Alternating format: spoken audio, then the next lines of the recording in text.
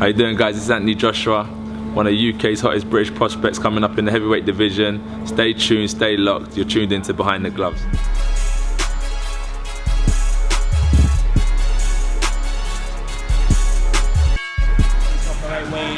And yet not putting on the weight. Like I said, I've worked with a lot of guys, but I've never made weight this easy before. You know? Not to say that not to say that it's been a piece of cake, but at the same time, you know, I'm coming in here today and I could make weight with this workout. You know what I mean? Like, and I'm never that close to it. Paulie, with the addition of Memo, what exactly was it that caused you to include him? Obviously, with you being as vocal as you were with PEDs, you knew that this would cause some backlash. So how did you and your team sit down together and decide, yeah, let's just go with him and fuck everybody? He actually approached me back in January. I'm friends with Jean Pascal, and Jean was in training camp in Vegas. I was working the Deontay Wilder fight, and he approached me and said, you know, I can help you. You know, let me work with you if you're thinking about it. And I was thinking about fighting. I said, honestly, Angel, I was like, I'm not even thinking about fighting right now, you know. I mean, I've been a little bit in the gym, but I'm not thinking about fighting right now. And so when I started camp, I didn't contact him. And then he contacted me again on Twitter, and he said, you know, hey, man, you know, what do you think of, you know, getting together and, you know, what are the things I told you, you know, well, I can really help you. Give me a chance, you know. He said, you can do whatever drug testing you want. So he's like, you know, as a matter of fact, I tell you to do the random drug testing if you want to avoid the backlash. I said, all right, let's meet up in Vegas. So we met up in Vegas on Mayweather Fight Week, and he put me through a couple of drills on the track and whatnot, and I liked some of the workouts. And then little by little, you know, dollars. They didn't pay me $1 million to jab and move, you know. So I think you know, my style was severely underestimated and severely misunderstood. But I don't think anything's going to change from that. You know, there are people that watch boxing and most of them don't understand it to the deepest concepts that I understand that, and it's fine. Even if I'll explain it to them, they still won't get it. So it's fine.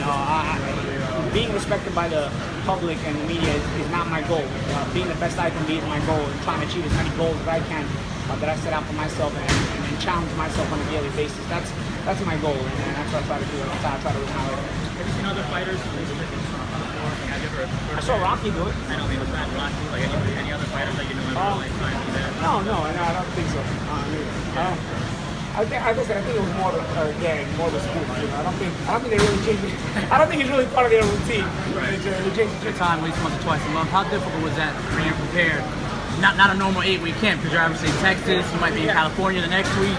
Yeah, it was a bit difficult, but it was more difficult for the O'Connor camp because I was busier then.